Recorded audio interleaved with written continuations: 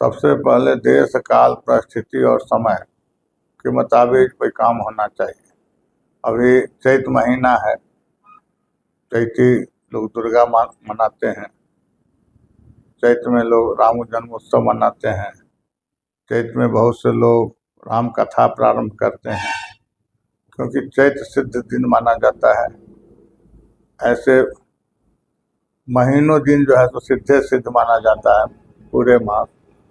लेकिन ये नवरात्रा जो है ऐसे प्रत्येक वर्ष में महीना आता है और प्रत्येक महीना में नवरात्रा होता है, लेकिन किसी किसी नवरात्रा महत्वपूर्ण होता है। तो इस समय में चैत का जो नवरात्रा है ये ज़्यादा सिद्ध युग माना जाता है, महत्वपूर्ण है। इसमें जो है सो ऐसे भक्त लोग होते हैं, सब प्रकार का भक्त आज भी है और पहले भी भक्त लोग रहे हैं। तो वर्तमान समय में विशेष रूप से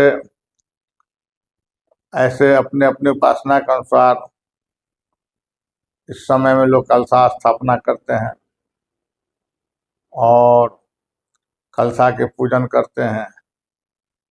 उसके साथ साथ पाठ विधि करते हैं, पाठ के साथ साथ आरती करते हैं। इससे कहा गया कि मनवांछित फल को प्राप्त लोग करते हैं। तो इस समय में कुछ ऐसे भक्त हैं, माता की भक्त हैं, माँ दुर्गा करते हैं और वह निष्ठावान हैं, संपूर्ण आस्था रखते हैं अपने माता के ऊपर और आस्था ही प्राप्ति का जड़ होता है। तो ऐसे आस्था रखने वाले संपूर्ण मन कर्म वचन से समर्पण रहते हैं।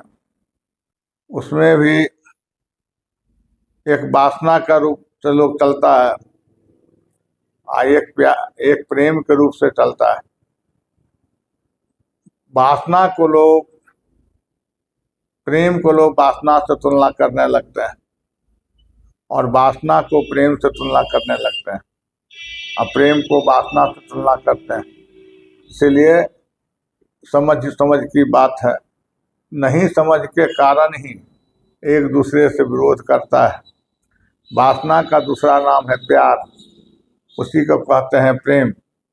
वासना का मतलब होता है किसी के प्रति ज़्यादा आसक्ति रखना, किसी के प्रति ज़्यादा पकड़ रखना, किसी में ज़्यादा समर्पण रखना, पकड़ होता है। पकड़ का संसारिक लोग कहते हैं भाई वो किसी न किसी से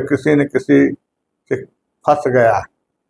तो फंसने का मतलब संसारे फंसा हुआ है, सब में सब फंसा हुआ है।